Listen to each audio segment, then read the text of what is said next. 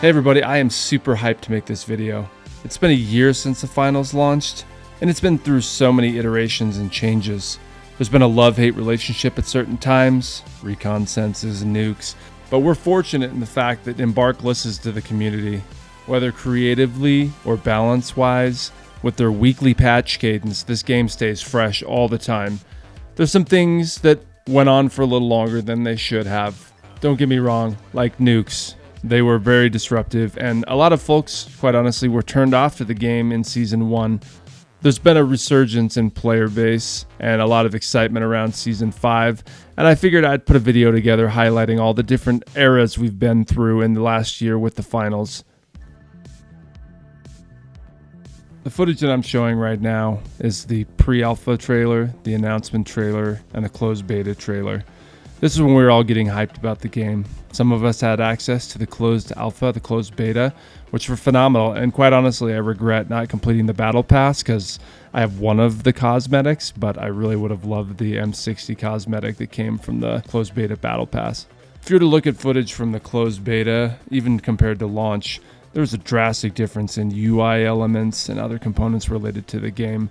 Embark was actively working on this and continues to, as you can tell, again with that weekly patch cadence, but the difference between that initial impression that I had as a member of the closed alpha community compared to the launch was just drastic, and the game has really spread its wings over the last year. And then there we were, waiting with bated breath during the Game Awards. There's rumors that we're going to have a shadow drop at the finals, but we didn't know. And then all of a sudden, it's announced right near the end. We lost our shit collectively as a community. The amount of concurrent players was an all-time high. People got to experience the finals for the first time, 100% free, live, and it was phenomenal. Engagement was high, hype was high, and the community really dove in. As mentioned earlier, one of the biggest challenges with Season 1 was nukes. As a nuke abuser, I realized the oppressive gameplay style that led, especially to new players. And additionally, recon senses was particularly tough to deal with. And if you were a new player and didn't understand how those mechanics worked, it could be extremely frustrating when someone is tracking you down in a building when you're sitting still and not understanding why. Or, right here, good timing, getting wiped as a team just by one red barrel flying in with double C4 attached. So while fun, while great for trailers, while interesting and unique and dynamic for a game like this, as someone who played Battlefield and would love to attach C4 to Jeeps and drive them into groups of people, I totally understand and respect the gameplay style that comes with the C4 detonation. And quite honestly, I'm sad that it's gone, but it needed to go, especially as this game evolved over time. The Season 1 Battle Pass is still one of the best, and I still rock my angel wings from that. And also, if you've fought a sweaty person ever, you've probably been moted on with the beam up.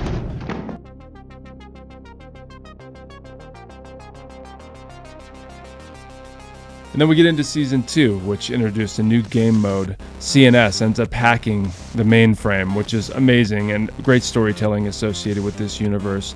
And then we get rid of things like the nuke. We get rid of recon senses and we add Dematerializer, which is one of the most used and popular abilities for the medium class. The Cis Horizon map is somewhat polarizing, and Power Shift becomes a sniping battle where the platform hardly moves and everyone fights in that main corridor, which can be fun at times, I guess, if you're trying to hone your sniping skills, but it's really tough to get that platform moving.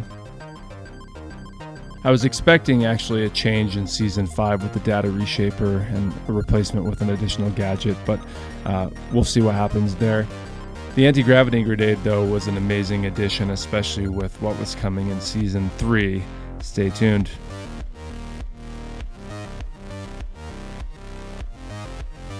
I am disappointed in Season 4 and Season 5. We haven't seen additional power shift maps, even Vegas, and I understand there's a lot of work that goes into those, and maybe all maps aren't built to facilitate that, but in my opinion, again, if Cis Horizon can support, then maps like Vegas should be added to the pool. Season 3 is fairly polarizing. Two things associated with it cause a lot of controversy in the community. First, Kyoto.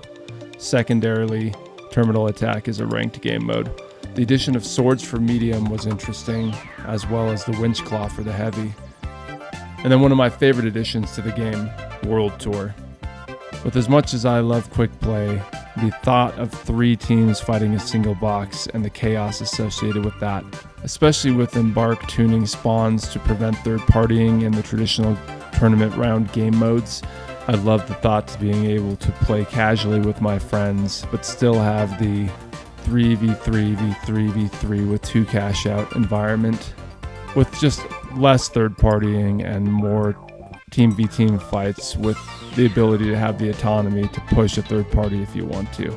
I'm glad we came away with some of the things we did from Season 3, but at the same time, I think there were some lessons learned there. Season 4 launch was a pretty amazing experience for me, as I was at TwitchCon in San Diego. I got to be there for the initial launch trailer and sit on stage and play against Thixie while Oscar shoutcasted the match. What a unique experience, and I got to spend 3 days with the Embark team at their booth and ask all sorts of questions associated with the engine and the history and DICE, and again, gained nothing but additional respect for that amazing group of creators and their passion for the community. Season 4 and Fortune Stadium really breathed some new life into the game, and in my mind, started driving the resurgence back into this game. The addition of the Deagles, the ability to choose a sponsor, and the addition of the Pike while overtuned, giving medium some additional range. When playing against Thixie's team, we each ended up winning one tournament. I would love to challenge him to another one in the future. But in all honesty, I love what Thixie has done for the community, and I love the collaboration between Embark and Thixie on a lot of the latest content releases.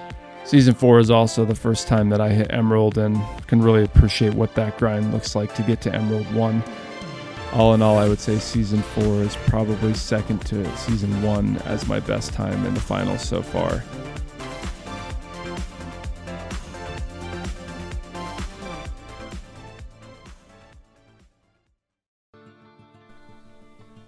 Season 5 launch was particularly amazing because I was invited to participate in the creator event, and I can not say enough good things about the new map. If you look on a spectrum of Mirror's Edge to Battlefield and you look at the history of the map making in this game, you'll very clearly see the influences around Embark. And if you had the opportunity to play Arc Raiders, you'll see the Star Wars folks' influence as well. They just have such a diverse team there from a creative perspective. I can only imagine what's going to come next. And the fact that they included this new map, which is super complex, combined with the PlayStation 4 launch, just shows them flexing their muscles. The gadgets and the guns this season are particularly awesome. The Shack, the Cerberus, the Gravity Nade, and the Lock Bolt have all added some very interesting and unique enhancements to the gameplay that it comes with the finals.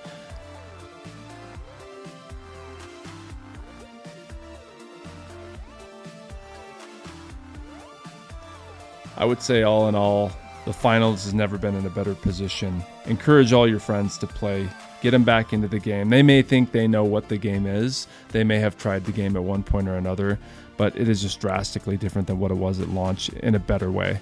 Embark has listened to the community. They've flexed their creative muscles, continue to iterate upon an amazing concept. And with the addition of all the different types of game modes and all the different types of gadgets and light, medium, heavy classes, etc., I'm sure your friends will find their place within the finals universe. Thanks again, Embark. What an amazing game. What an amazing year it's been. What an amazing community we have. And look forward to 2025 and beyond.